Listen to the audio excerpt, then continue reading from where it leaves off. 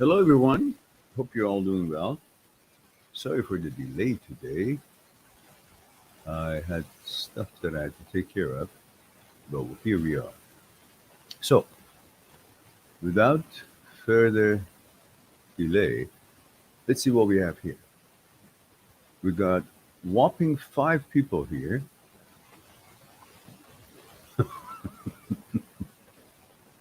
That's so popular we are.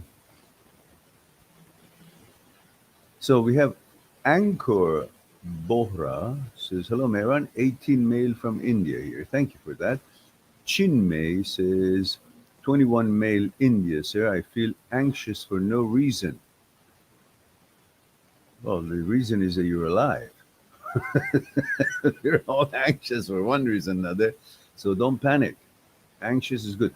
When I was practicing Aikido, uh, uh, one of our masters came from Hawaii, and we all went to I think, a restaurant, a Japanese restaurant, I believe, as I remember, and I think it was a kind of a Benihana show type of thing, like they would cook it in front of you, and the cook was trying to get the, or no, was it in the master's plate that he or some student he tried to push on the prawn, and it jumped out, and the master said, "Still alive."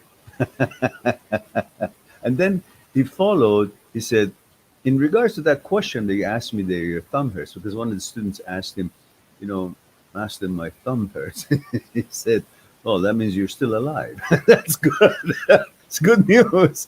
So if you feel anxiety, that's good. You feel something. You're not dead. You're in line with, you're reacting to things. And that's a good news, so to speak. And so what do we have here now? It says, anxious for no reason. It's like my body is searching for reason to be anxious. Cold hands, nervousness, restlessness, insomnia. It worsens in the night. It could be anything. Well, as you know, I'm not a doctor. So I suggest first thing you want to do, you want to check with your general practitioner doctor to just make sure that everything is hunky-dory as far as, things that they could check. And once you have that done and you feel okay in regards to the doctor's assessment, then you can focus on, okay, you have cold hands. That means your circulation is not necessarily as it should be, or maybe you have lack of sleep, or you're stressed. Either way, you can see if you have too much salt or not enough salt. These are all, again, your doctor can do an examination on that, your blood test to find out. And maybe some exercise. If you're fit and healthy, check with your doctor first. And if you find yourself anxious, there's a very quick method that you can bring the anxiousness to level. Remember, we talked about this on one of my programs. You do a double breathe, and then you hold for a few seconds, and you slowly controlled exhale. It looks like this.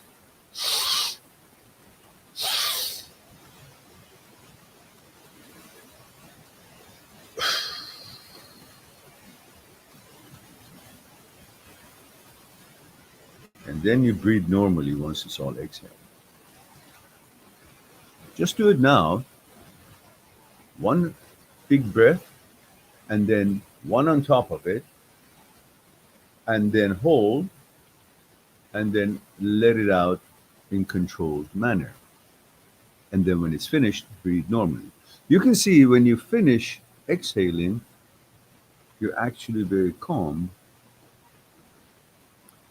And once you finish, I tell you what else you'll notice. So everybody just do it. Take a 10 seconds and do it. Breathe in one big one.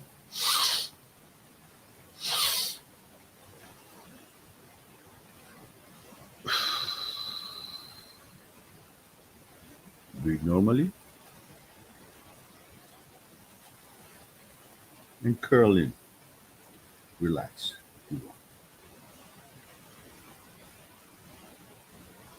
You can see it's total relaxation. What it does, it's like the kind of shock that psychologists or psychotherapists give to a victim of depression to jolt him out, to come out to the real life. The reason for anxiety, as you know, one of the reasons is all thought-based. You've got stuff in your brain, and that thought brings that fear or worriness, which then leads to how you feel. But once you do this double breath, hold and exhale, what it does is like shocks you not to have thinking. So you'll notice there is no thoughts in your brain. When there is no thoughts, there is no anxiety. If there is a wild animal attacking you and you see it, then that could bring you certain alertness, fight or flight, or freeze, or anxiety. But if there's no thought in general rule, other than these sort of sighting of some wild animal attacking you, or some physical danger, there is no anxiety if there is no thoughts. So the key focus should be to get the thoughts out. Then the anxiety will go out. So when you do this breathing method, it stops the activities of the brain as far as the thought production is concerned. When there's no thoughts, there is no feelings. When there's no feelings, there is no anxiety. And connected in the other ways as well. So that's perhaps something that could be helpful to you. And if you're healthy, don't forget exercise, the value of exercise, increasing circulation, and all the other stuff. Lovely Lily says, hello, Mehran. I'm happy to see you after a long time. I know, lovely Lily, you've been here before. I recognize the call sign, but I don't remember exactly where you reside, which country, and how old you are, how young you are. So remember, guys, it would be lovely if you could kindly grace us with your gracious little information, like your age, gender, where you're tuning from, and so I could have a little bit of information about you.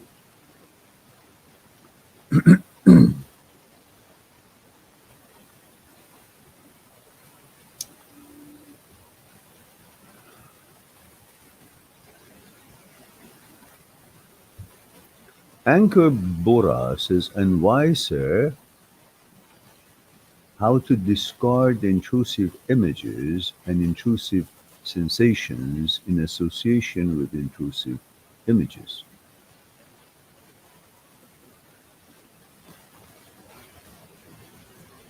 Well, intrusive images are there because of intrusive thoughts. For intrusive thoughts, you want to use Dr. Schwartz's 4 steps, which we've explained in many of the videos. If you understand that thoughts are not word of your Almighty, thoughts are production of the apparatus of the brain. And brain is not an intellect, it's not intelligence. There's no intelligence center that could be localized in the brain.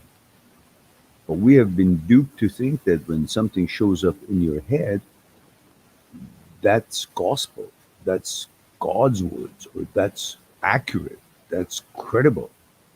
Why? You're not the brain, and brain is not you. Brain is an organ.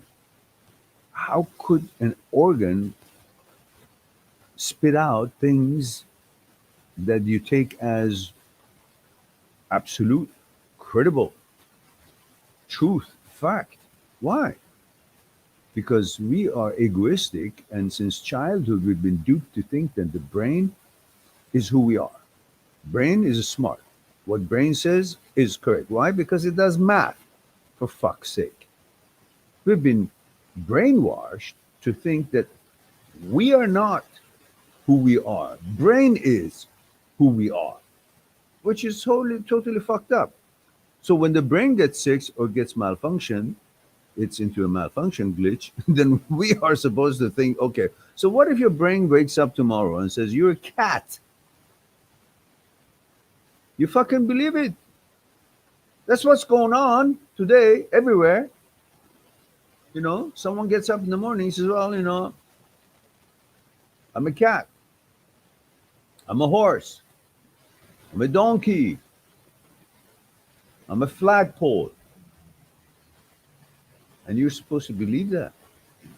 The problem is that you need to understand, which most people haven't noticed, you are separate from the brain. Brain is an organ, apparatus, its job is to make thoughts. You are the awareness above the brain. There are aspects of mind and you that the brain cannot even reach. You are above the brain. You judge what it produces. You decide what of its production is of any use or it's irrelevant. Let them die by the wayside. But most of you think when the brain shows up with something or turns something into an image in the screen of your head, you're supposed to data hunt it, prove it, or accept it, or argue with it, or think that this is what you should be using as your guideline.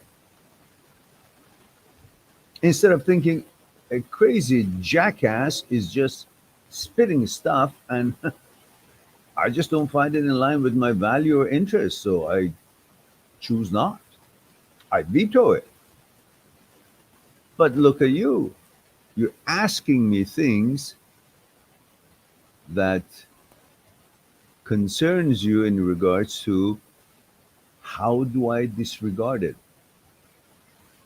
Just focus on some other things.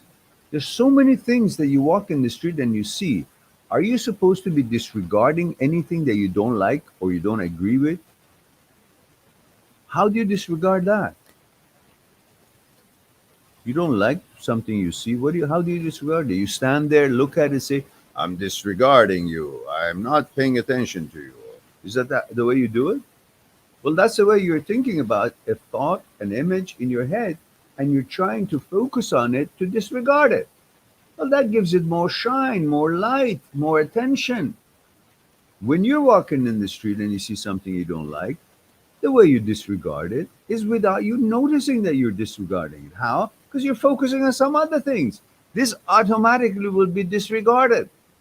But if you think about there's a technique to disregard what is actually there that I'm seeing in the street, well, it won't disappear unless you look somewhere else, move somewhere else, go towards somewhere else, focus on something else.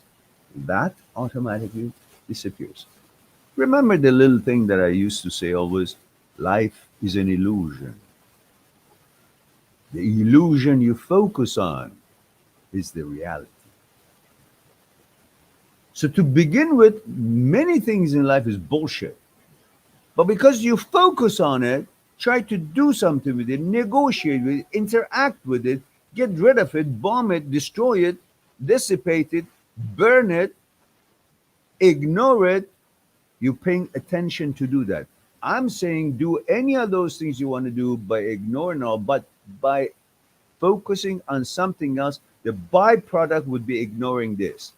Not to focusing, how do I ignore it? It's not a formula. As long as you're trying to mess and fuss with that to disappear it, it's appeared and you're noticing it and it's going to affect you. What do you do when you go in the street, you see a person is taking his thingy out and is pissing in the street? And let's say you've got children with you. What do? You turn their heads away and you go the other direction. So in other words, this is the technique. Huh? I see something I don't like. I look at something that I do like. That is gone, disappeared. You go into a museum in Paris, so to speak, in Louvre, France, in Louvre Museum in Paris, and look at one of these artworks. Well, that artwork exists at that moment because you're looking at it. If you look at another artwork, it's like this one doesn't exist because your sight gives existence to what otherwise doesn't exist in your world. We all have a consciousness. Through the window of our consciousness, we are experiencing the world. When you focus on something in the outside world, it becomes apparent and alive and becomes part of your consciousness. If you're focusing on something else, that thing is no longer of notice.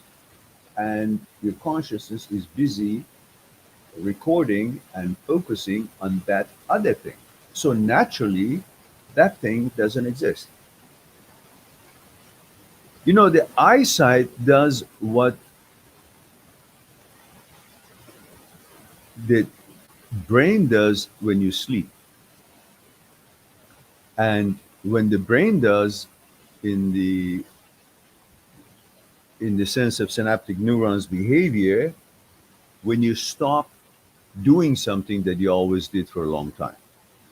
Let's say you played tennis for a long time, or you played piano or guitar for a long time. While you were practicing, the synaptic neurons were exchanging neurotransmitters from one end to the other end. They create a bridge, and the information on how to be a good piano player or guitar player or tennis player was passing through. And since you were continuously doing this, more synaptic neurons would have these connections, and you would be really good at what you're doing, playing piano, tennis, guitar.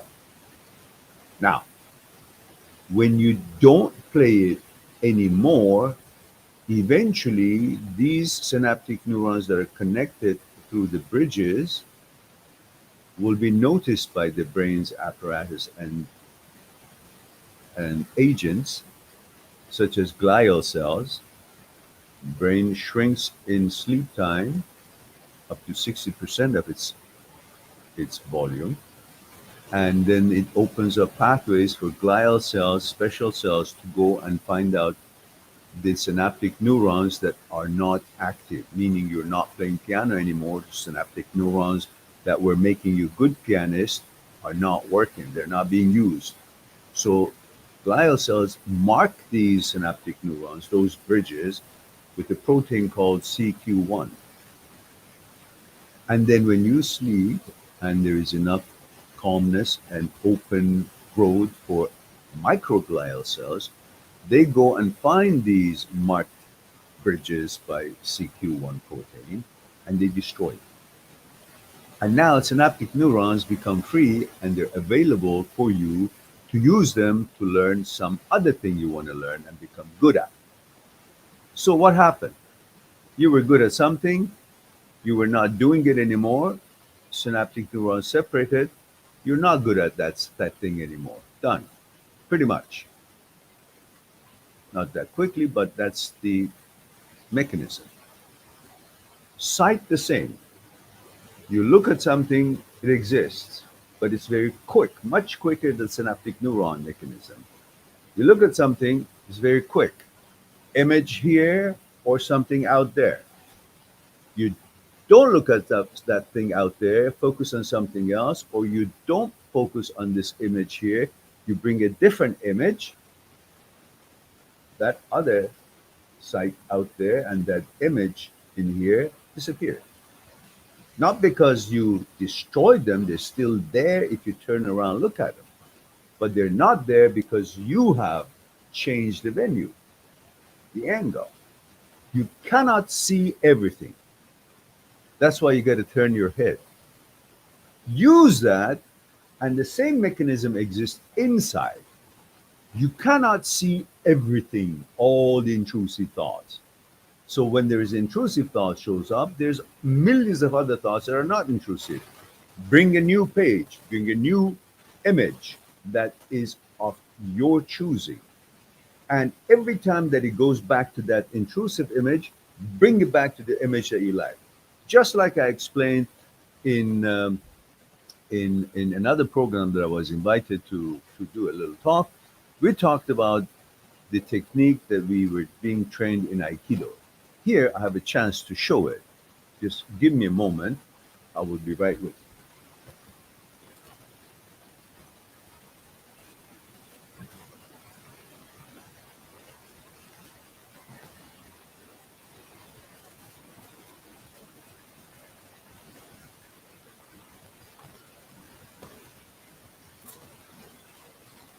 Well, the idea is this, that the students are, let's say, standing with their sword.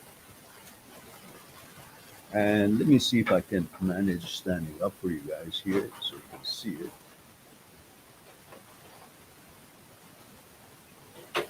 So the students stand and line up with their sword sticking out like that. Let's say, since I'm using two hands, that's not proper grip, but that's it. And the master comes around with his sword and hits the student's sword. Now, if the student is holding this with no focus, this is what's going to happen. Hits it, sword goes away.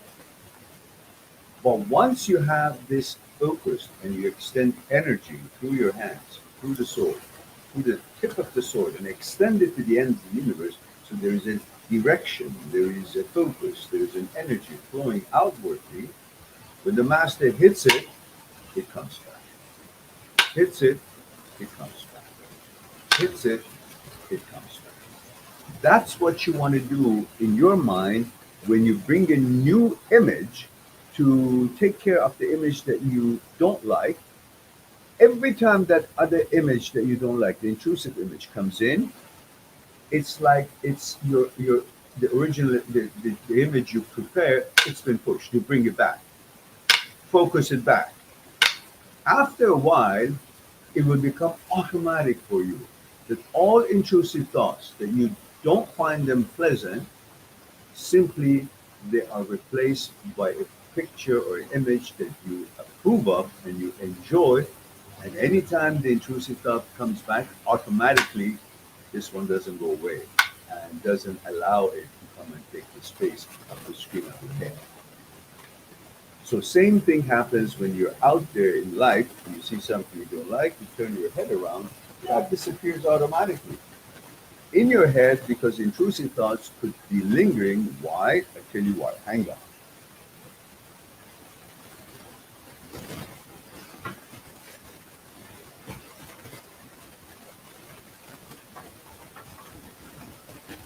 Because we have a mechanism called a lever called caudate nucleus.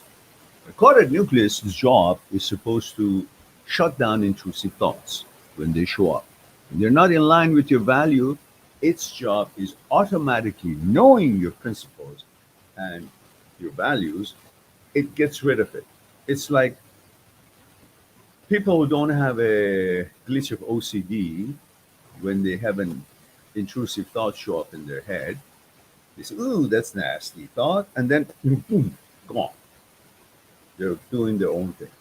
That's because caudate nucleus is functioning properly and it just dissipated, moved out of that image space or page and got your got you focused on whatever it is you want to focusing and took care of that.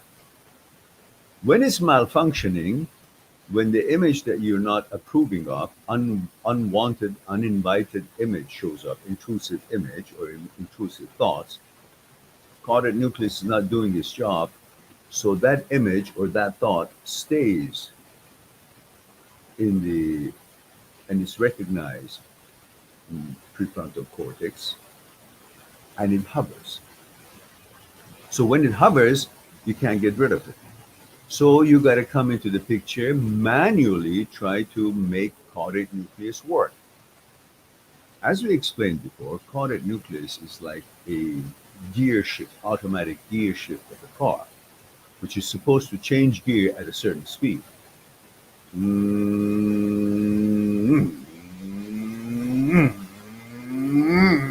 and so on. But when it doesn't, the engine stalls. It's like, no change in gear. So there's something wrong. That's when you kind of, for you to understand, you grab onto the gear shift and you put it in the new gear that it's supposed to go. So it goes, and then you lead it on, help it out. So same thing we got to do for carotid nucleus.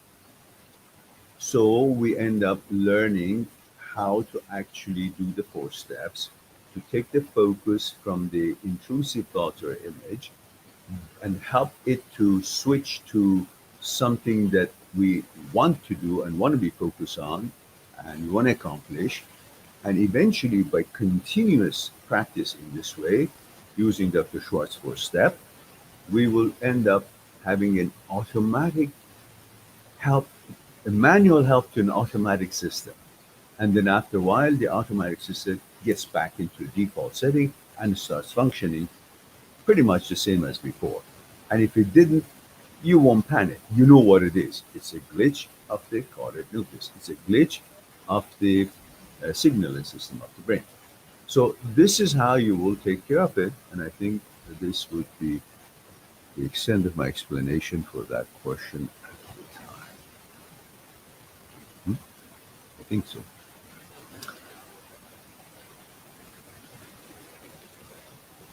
So when you do these, then there would be no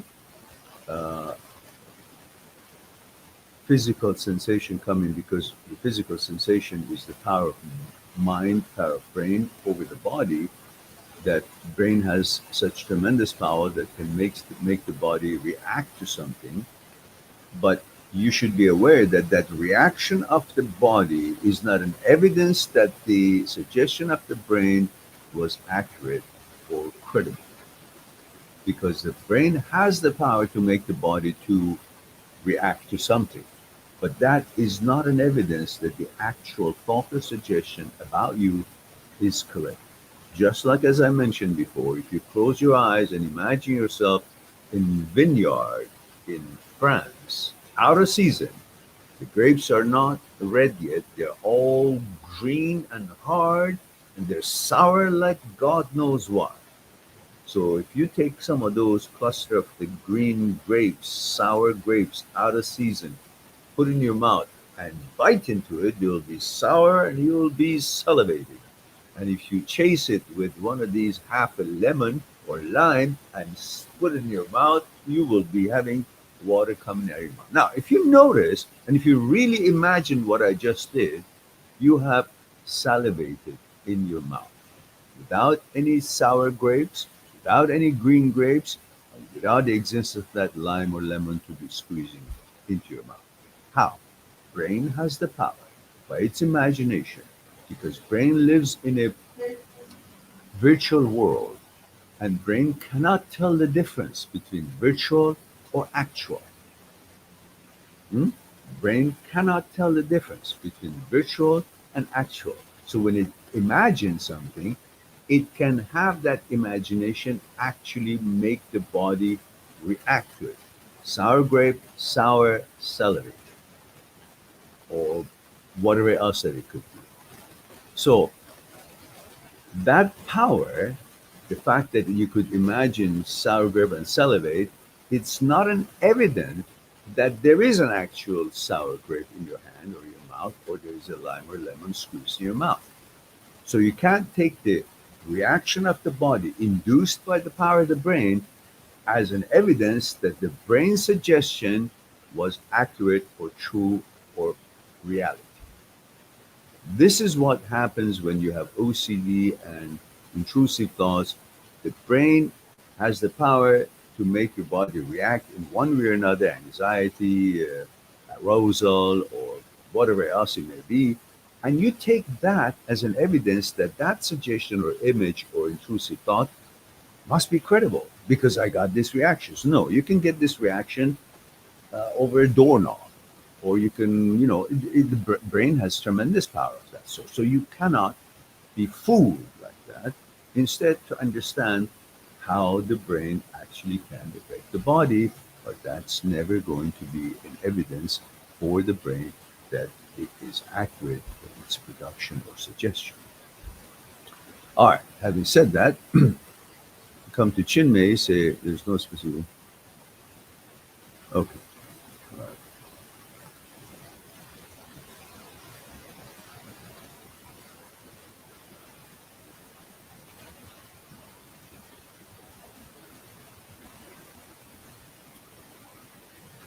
Okay. So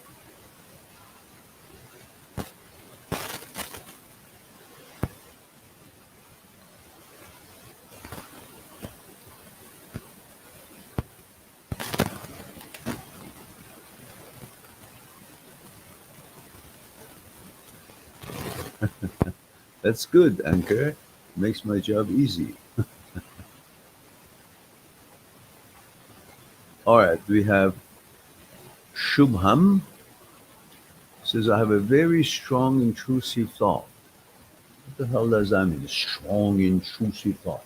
You're just making yourself, you know, freak out. Intrusive thought is intrusive. It's a thought. What do you mean strong? What came up with what? Weights and, you know, some kind of a thing in his hands? Very strong. It's a thought. If you don't know, it's like saying, I see a cat there that is going to be there all the time. Well, if you keep looking at it, it's going to be all the time. If you don't look at it, it's not there at all. So if you think intrusive thought is so strong because you keep focusing on it. What do you mean so strong? If you practice the 4 steps of Dr. Schwartz and train your brain to rewire your brain through neuroplasticity, practice all the time about these sort of things, it won't be there. It's not strong. It's a thought.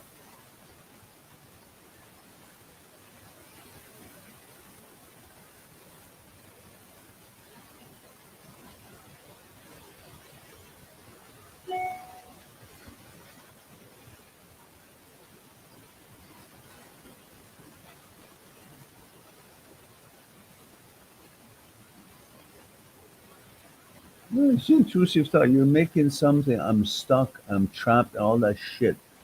As long as you keep focusing on it, then you feel that way.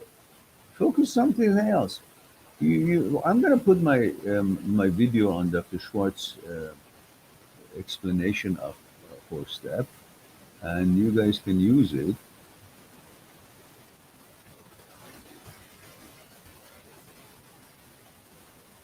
And educate yourself about it. You'll freak out. It's a thought. It doesn't have hands or legs to come after you. Can't make you do anything because you live by your vetoes and choices, not by thoughts, suggestions, or images, or whatever else the brain can do, conjure up.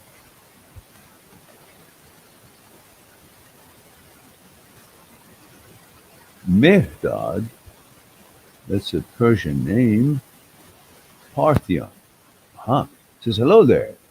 I just subbed to this channel after watching the replay of Theory Talks. Oh, my goodness. All right. Thank you for that. Thank you for subbing. I hope that you find things that you're looking for on the channel.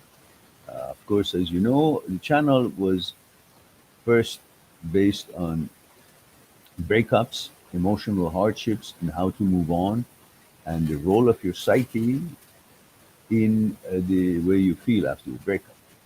And then we have expanded our research into OCD subsets, and intrusive thoughts and whatnot.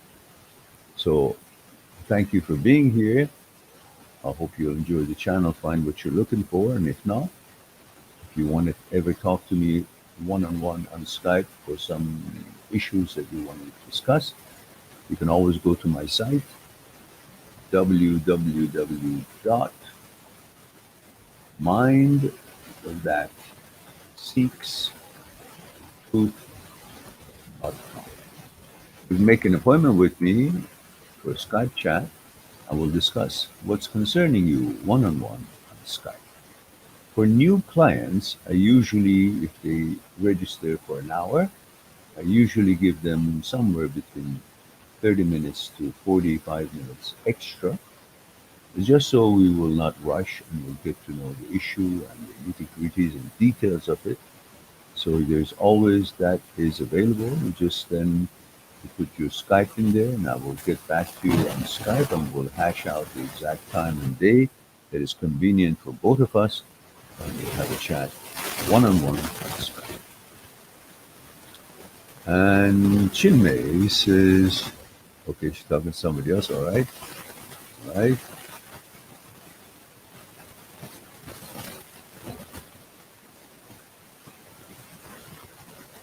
Anchor says, sir, why this HOCD brain makes us feel that we don't want to recover ever and we want our intrusive thoughts? Because that's the intrusive thought that is coming from that OCD brain.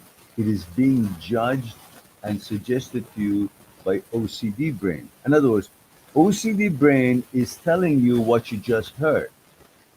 So if it's an OCD brain and you have understood that it's OCD brain, then it doesn't matter if it's intrusive thought or it's trying to convince you that you like the intrusive thought. It's all OCD activities. You can't say, well, this kind of a thought, I know it's OCD is shit, but the fact that the brain that created the OCD thought is telling me that I like the OCD thought and I like this shit and I want it to be this way is accurate. Well, either your brain has OCD, so its production of intrusive thought is OCD and irrelevant, and also its suggestion that you like it is also OCD brain that is saying the same thing. How could you say the suggestion that I like the OCD production of the intrusive thought is credible, but the intrusive thought itself is not credible? All of them are not credible. Capiche? So these questions that come to you is nothing but the OCD is promoting intrusive thoughts. OCD brain creates the intrusive thought, then OCD brain is promoting intrusive thought. And you're thinking, it's me who's saying you like the OCD and intrusive thoughts, but the intrusive thoughts is the OCD production. All of it is the OCD brain. So it's malfunctioning in all aspects of it, in all its suggestions.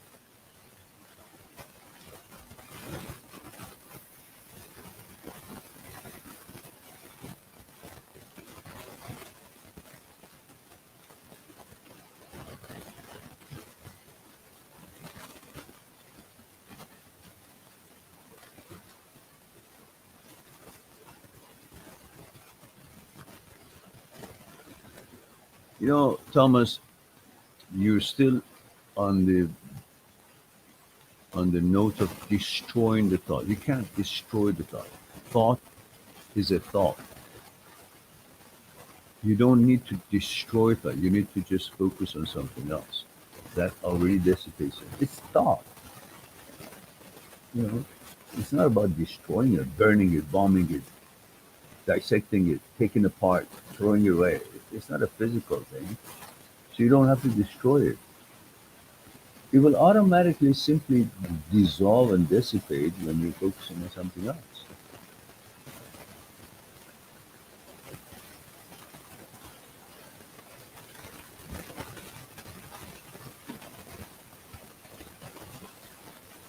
Life marketing says, what? If and that? What does that mean? I don't know about these things.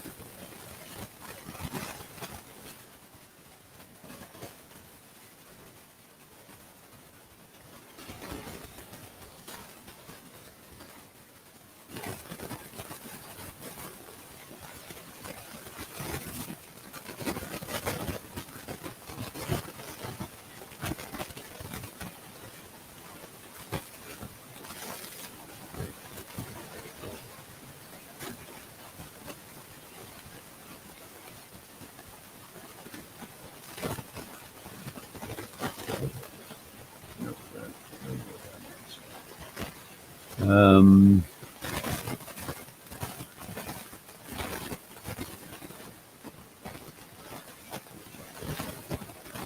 Novak says, hello, Mehran. Can OCD take the form of literally anything? Can OCD really create everything? How is that possible? Give me an example. What do you mean everything?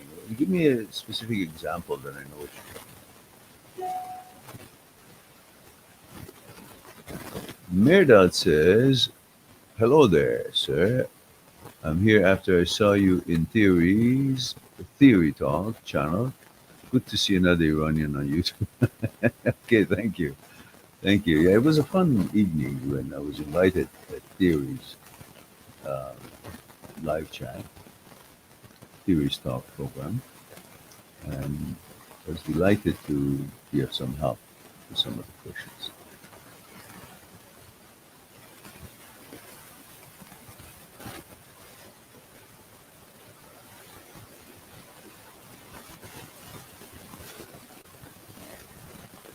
Joa Baka says, why do I feel the thought was intentional and not intrusive? Because you're using the same broken apparatus that made the thought to decide if it is your thought or the intrusive thought. It's like you have a broken gadget and you're using that broken gadget, which is not calibrated, and you know it's broken, to try to fix a generator. It can't tell you if the generator has enough voltage in it or not because the gadget is broken. You're using a broken gadget to tell you if that thing is correct or not. Let's say you have the tire pressure that is broken. It's a gadget for measuring tire pressure, but you're using this broken gadget to see if the tire's pressure is correct. Whatever it shows says, but why the tire pressure is this? Well, you're using a broken gadget. It's incorrect in both cases. If you're using it to do this or do that, the gadget is broken. It's never going to show. You say, well, it shows the gadget shows the tire pressure this much in this tire, but shows the tire pressure this much in this tire. Well, it's a broken gadget. It can't do an accurate pressure measuring. It could go all different ways and none of them are correct. So when you're trying to judge your thought by a broken signaling system and you wonder, that something is telling you that the intrusive thought is not intrusive. Well, that is being told to you by a broken brain, by an OCD brain.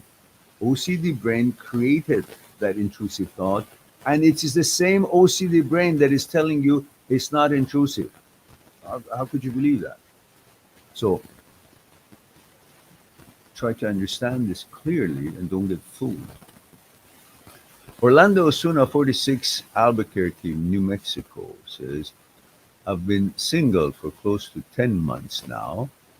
Although I've tried to move on by staying busy, working out and staying busy with work and business, I'm still upset.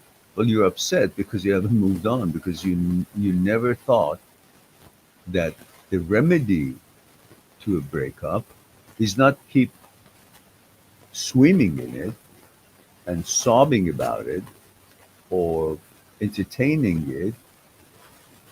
The key is to actually take a step away from where you are sitting so you won't be smelling this stuff, you won't be thinking about this stuff. Start moving. You haven't walked away from the incident and you say, why do I still have that in my mind? Walk away. Just like for step of Dr. Schwartz, refocus. Find another friend. Focus on her wonderful and amazing qualities. But you haven't done any of that. And naturally, the brain always remembers the most recent girlfriend or relationship that you had. So that's why you can't move on out of it. It's always in your head because there's nothing else that is most recent. When you break up, you don't think about the girl before this girlfriend that you just broke up with, even though that was a breakup as well. You always, by default, go into the most recent girlfriend. So you always think about the most recent girlfriend and relationship that you had. And since you haven't replaced it, this past one has been remained as the most recent. And the brain always goes to the most recent.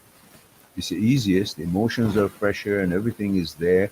So the cues direct you to that girl. And then you think you're missing the girl. And again, you have forgotten what we talked about, that what you're really missing is the order, how it was, the routine, how it was with her. Both of you had a certain routine before you met each other. You would wake up, do certain things. It's called mechanical process. You'd have your coffee or tea or breakfast, or you'd go to a restaurant, have it, or you'd go to your work, and whatever you would do, you would text your friends or you'd go to the gym. Now, once you met each other, her routine, her mechanical process, the things that she was doing during the day on her own when she was single, is going to interfere and disturb your routine. And your routine and order in life is going to disturb her routine. Because from all these mechanical processes that each one of you did during the day, you created a routine. And that routine created an order of your life.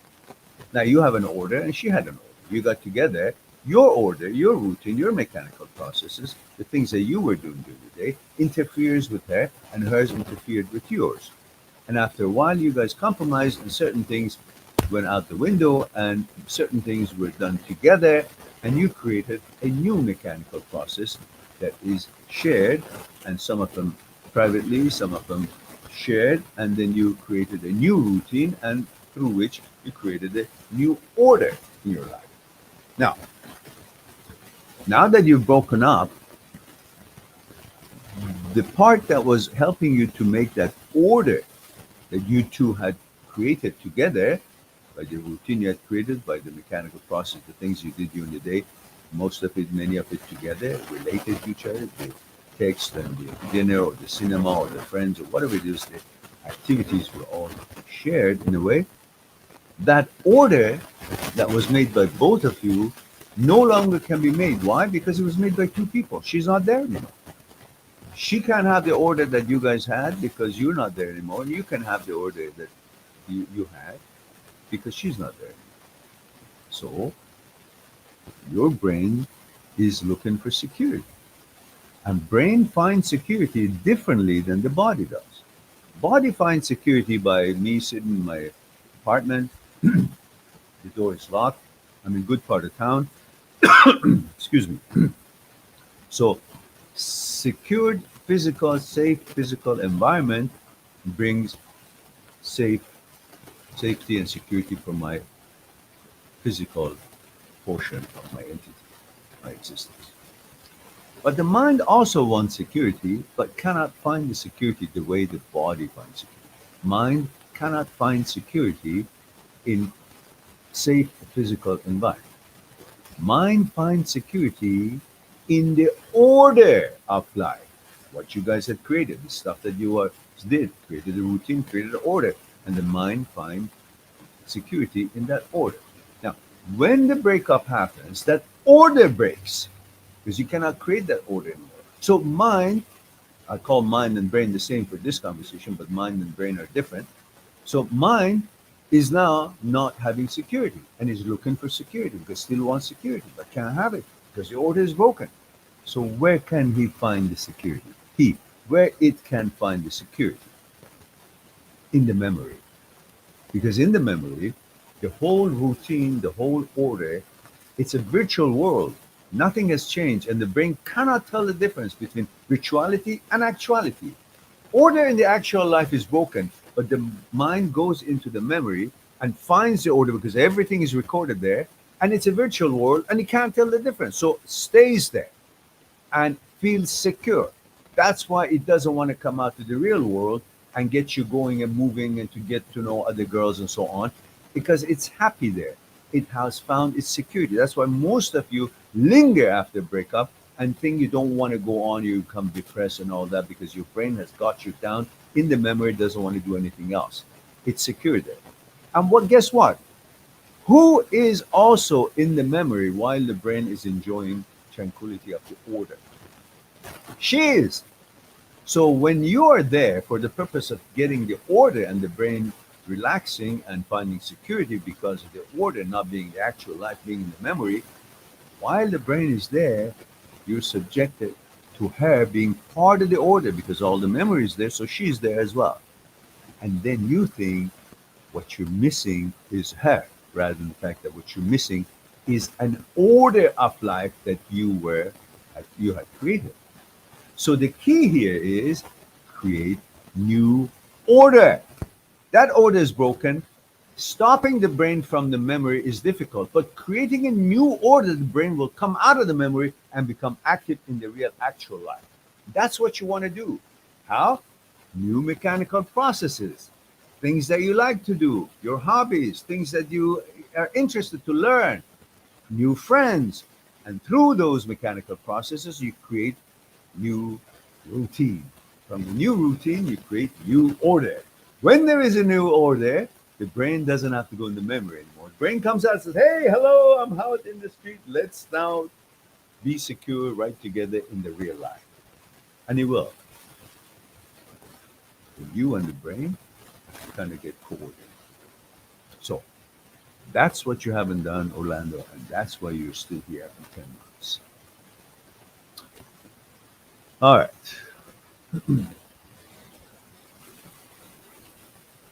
Nelsie says, male 25 from France. Bonjour ou bonsoir. Comment ça va aujourd'hui ou comment ça va ce soir? Says, my GF cheated on me. Oh, welcome. Welcome to the man's world. Says, my GF cheated on me, then left me after 5 years together. Mm-hmm. It's been 1 year that we separated. Uh-huh. I feel good, but still think that I can't find a girl better than her. Oh, you can't find a girl that doesn't cheat? Yeah, I know it's difficult, but you know, you think the girl who cheated on you and left you, you can't find a better one than her. Then you're fucked. Might as well just stay there and cry. Because no one is going to sweat for you. No one's going to shed a tear for you. If you don't give a fuck about yourself and you want to sit there and think that the girl who actually cheated on you and went to sleep with somebody else and then left you is your dream girl, you have no problem. You just got to go see a psychiatrist because you don't seem to understand your own values. If you're not proud of yourself, if you cannot love yourself, if you cannot find yourself deserving of the best that there is for you, then you're fucked. You can't expect other people to respect you when you don't respect yourself. And obviously you don't respect yourself. You're fucking looking at the ass that is already gone and somewhere else after it's been with you. I don't care what the girl has done before she meets me. But I do care once she meets me and leaves and goes and does something, she cannot come back. No more. That's how you respect yourself. And you seem to think, no, the ass that left you and left and slept with somebody else is the only ass in the world that you want to be with. And you're going to be proud of the girl who doesn't give a shit about you or doesn't respect you. Why? Because you don't respect yourself. So number one here, is go build yourself. Go to the gym, exercise, bring yourself to a good fitness level if you're not already. And while you're doing that, the adrenaline and the hopefulness, the dopamine and all these will make you happy. When you're happy and the energy of happiness is exuding from you, girls will see it and will be attracted. People are attracted to happy people. People are attracted to people who think or they seem like they've got it under control. Everybody's psyche is different. You may see some girl is very pretty, but you don't want to approach her because she's beyond your league. But in fact, in her brain, she's looking for something decent and simple. You don't know. You can go introduce yourself, you can socialize, you can find new hobbies, you can bring your energy up in a certain level that you'll be proud of yourself, of your accomplishments. That would be the first step that helps you to go on and don't think about the girls that actually have not been decent to you and have not met your standards. So, number one, take care of yourself, and then you will see that you deserve better than the girl who cheated on you.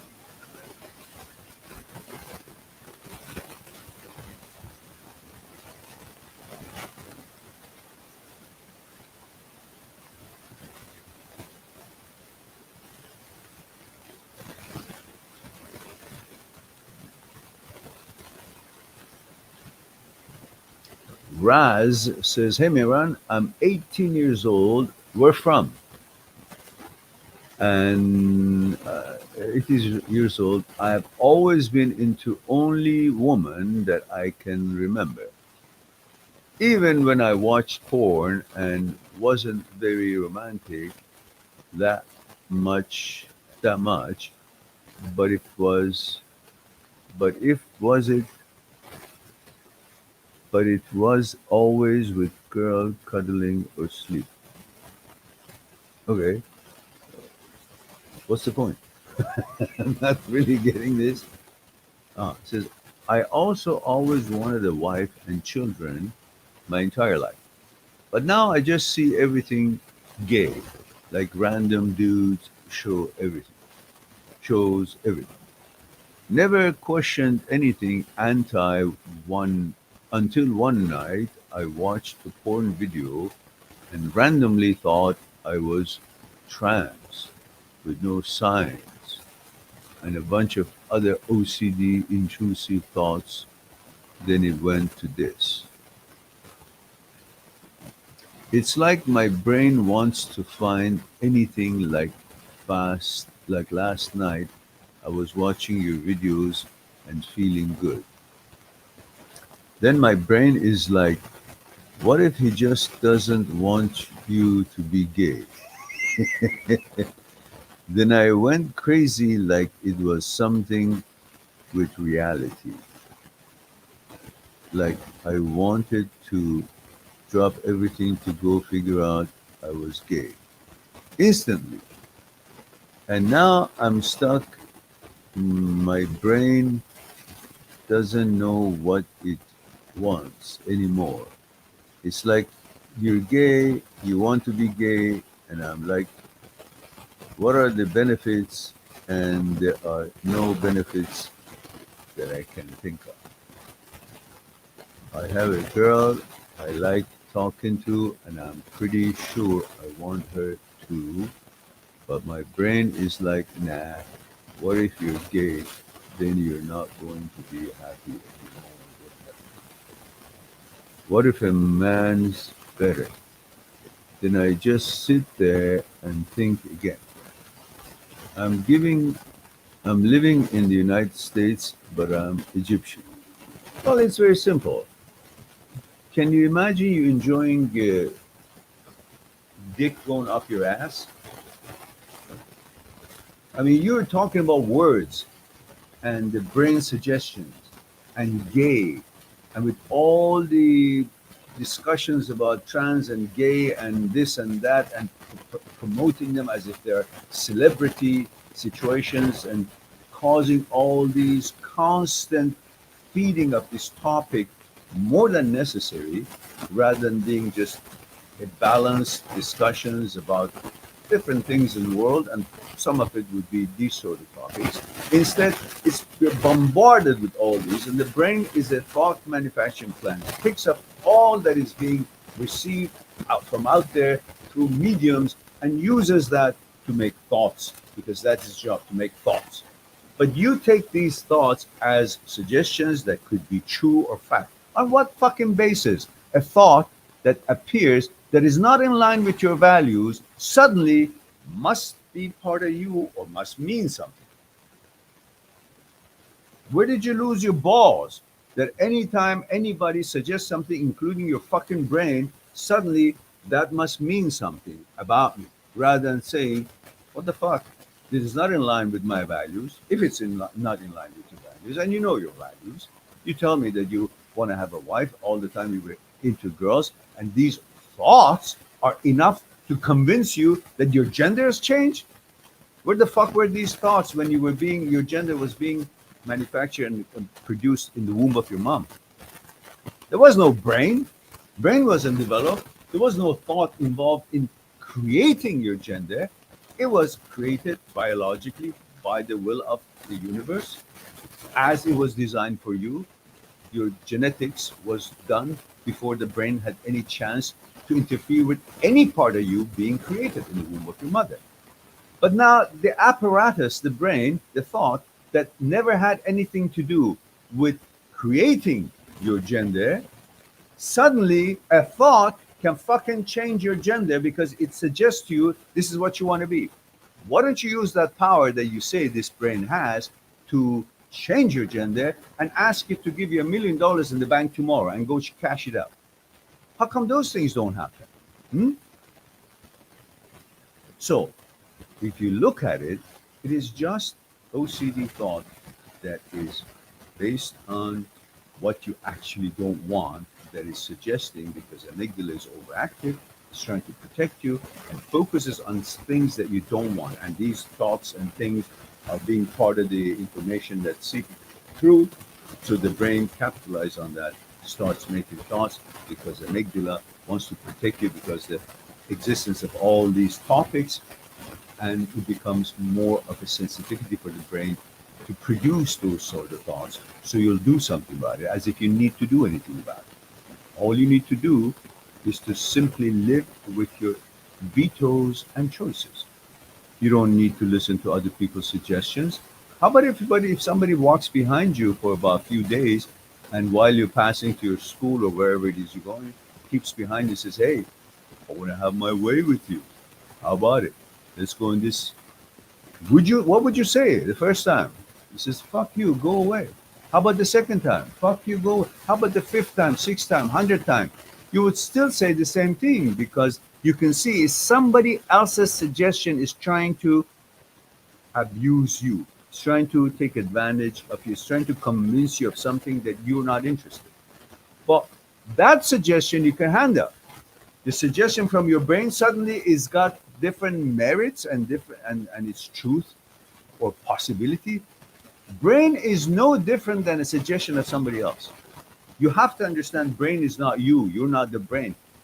Has no credibility. Brain has no intelligence. Brain has no foresight of anything. Brain is just an apparatus that its job is to make thoughts. And because of the malfunction in the signaling system and all the things that we talked about, intrusive thought is part of the function of making thoughts. Everybody in the world has intrusive thoughts. There is no one in the world that doesn't have intrusive thoughts.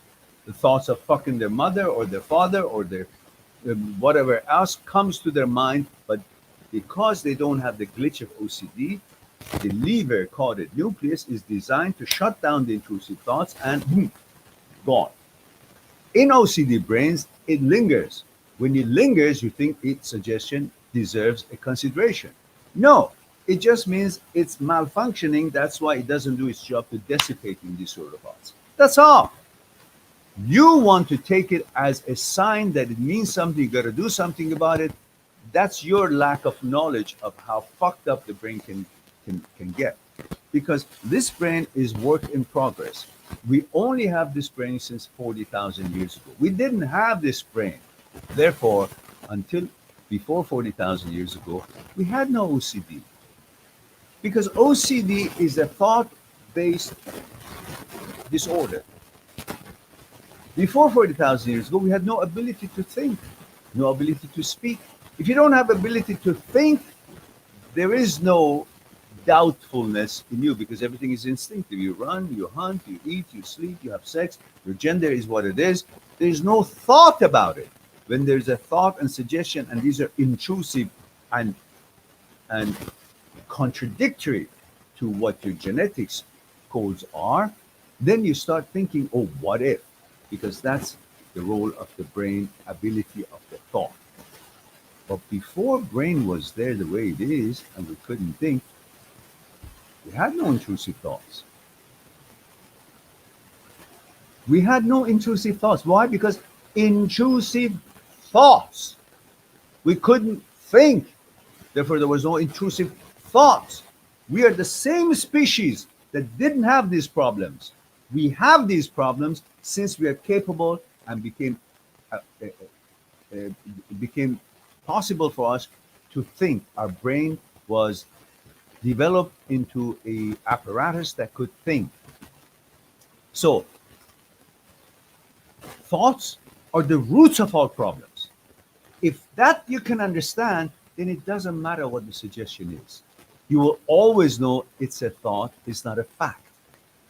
And this intrusiveness that I'm trying to figure out I should accept or not accept is a thought, not a fact.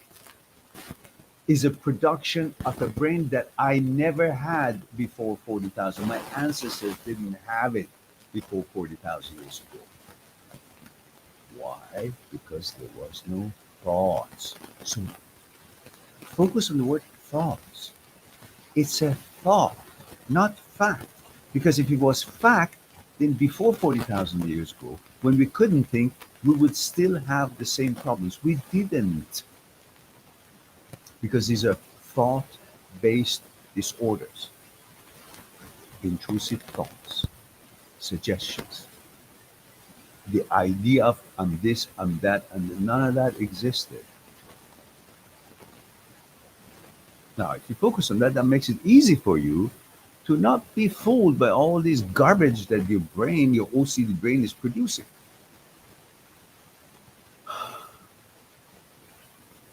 All right. Okay, guys, I think it's time for me to, I answered all the questions, and I think it's time for me to mosey on out. And you guys know that you can always reach me on my site, make an appointment if you want to talk to me one-on-one and privately. We'll discuss what's concerning you one-on-one on Skype. In the meantime, I look forward for the next live stream that we'll have. And I love you all. Thank you very much for being here, giving me the opportunity to share a thing or two with you.